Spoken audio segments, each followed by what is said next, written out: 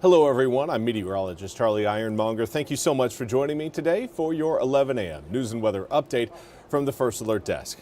Now, we've got news out of Craven County where a Greenville man is now facing charges. Joseph Bradshaw was charged with felony breaking and entering and larceny of firearms in Craven County and felony possession with intent to manufacture, sell, and deliver cocaine, along with 2 felony counts of possession of stolen firearm and felony possession of a firearm by a convicted felon in Pitt County. Deputies say a home on Shoefly Road outside of New Bern was broken into on Sunday with multiple guns taken. Investigators developed Bradshaw as a suspect, and on Thursday, Pitt County deputies and the North Carolina Department of Adult Correction assisted Craven County with a search of the man's home. Deputies say they found stolen guns and drugs during the search. Bradshaw was jailed on a $325,000 bond.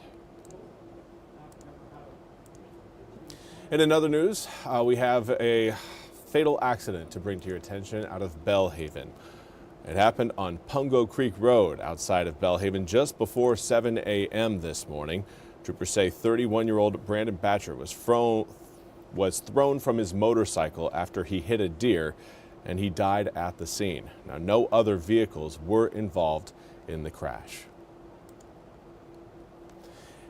And now for your weather forecast. Again, a lot of attention is being paid to the coastal low that will be moving over eastern North Carolina as we head through the weekend. Saturday is looking like the wetter of the 2 days, but Sunday still deserves your attention as it will be windy and we could be dealing with some coastal flooding as we wrap up the weekend. But right now we've got our eyes on that area of low pressure as it's currently developing along the Florida coast near Daytona Beach. Let's zoom the picture in a little bit closer and you can see exactly where a lot of those rain showers and really thicker clouds are on the north side of that developing low. Now you'll note some of those clouds near Daytona Beach trying to extend a little bit further south. That's just those rain showers and that moisture trying to wrap around that low pressure center. The whole system will continue to move northward as we head through the next, give it about, well, I'd say at least 2 days, at least 48 hours. Could end up being about 3 days, depending on the speed of another system coming in from the northwest. We'll get to that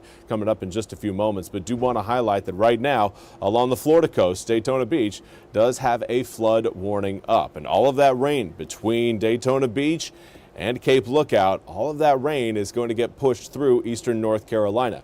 Now, right now, we're seeing, again, a few light showers along the outer banks. Certainly not a lot coming down. Seeing a wind reading generally at around 10 to 15 miles an hour throughout most of eastern North Carolina. But as you get closer to the water, you're seeing some higher numbers than that. Right now, we've got a 16-mile-an-hour sustained breeze in Beaufort, 17 in Stumpy Point, 18 in Manio. It is going to be a windy weekend, and these winds are going to accelerate over the next few days. Right now, wind gusts strongest, obviously, along the coast where we have more of a, looks like a 25 to 35 mile an hour sustained, or excuse me, not sustained, current gust range. Those gusts will get higher on both Saturday, but more so on Sunday. Air temperatures not expected to get all that warm today and tomorrow and Sunday. A lot of that has to do with the cloud cover that's getting thicker, but current air temperatures range between the mid 60s to the low 70s. Now let's put this whole thing into motion and show you how it's actually going to unfold. There is that low kind of dancing just off the coast of the Carolinas, starting to swing moisture into the east by the time we wake up early Saturday morning. It is going to again be wet from there on out. We won't see a real break in the rain until we wake up again on Sunday. It's like we're going to start with the rain showers Saturday at around midnight, and then we are going to see a lot of those rain showers start to diminish as we get to midnight on Sunday. So it's kind of be a 24-hour soaker coming up on Saturday. Sunday, rain turns far more sparse, and we will see a stronger wind field show up for Sunday than what we'll experience Saturday. Now, Saturday is still going to be fairly windy, but I think those winds may accelerate a little bit more on Sunday. Here's a look at those rain showers rolling in. Again, a few sparse showers showing up by the time we get to midnight Saturday, but by the time most of us get up, generally on a Saturday, I would assume between around 7 to 9 a.m., that's when we'll start to see those rain showers work their way not only along the Crystal Coast, but start to approach the Highway 264 corridor. From there, heavier rain showers start to get pushed into the east as that low continues to move northward. That's going to compress some of these showers and create some heavier downpours as we head later and later into your Saturday evening. Some areas could certainly end up seeing around 4 inches of rain if we have multiple downpours roll over the same area. But I think most areas along and east of Highway 17 will likely end up seeing about 2 to 3 inches of rain out of this system. Those of you on the western side of Highway 17 plan on more 1 to 2 inches of rain. Those of you on the western side of I-95, I would, especially north of Raleigh, kind of give a shout out to portions of Wilson, Nash, and Halifax and Northampton counties. You guys likely going to end up seeing more 1/2 inch to 1 inch of rain. Heaviest, obviously, along the coast from Hatteras, extending all the way down towards Surf City. Now let's talk a little bit about, of course, the tropics. We're not out of tropical season yet. We still are in hurricane season. 50-mile-an-hour maximum sustained winds right now associated with Tropical Storm Jerry. This is a system that's continuing to approach Bermuda, but we actually have seen a pressure increase over the past 24 hours. Yesterday at this time, pressure was reading around 1,000 millibars, now up to 1,006 millibars, indicating again a weakening of the system. But the more important thing is that the system is still expected again to stay off to the east of Bermuda, where once it kind of reaches that same latitude as Bermuda, it's expected to take a hard turn off to the east, sending it out into the deeper Atlantic. So from Jerry, things are looking pretty good from our perspective.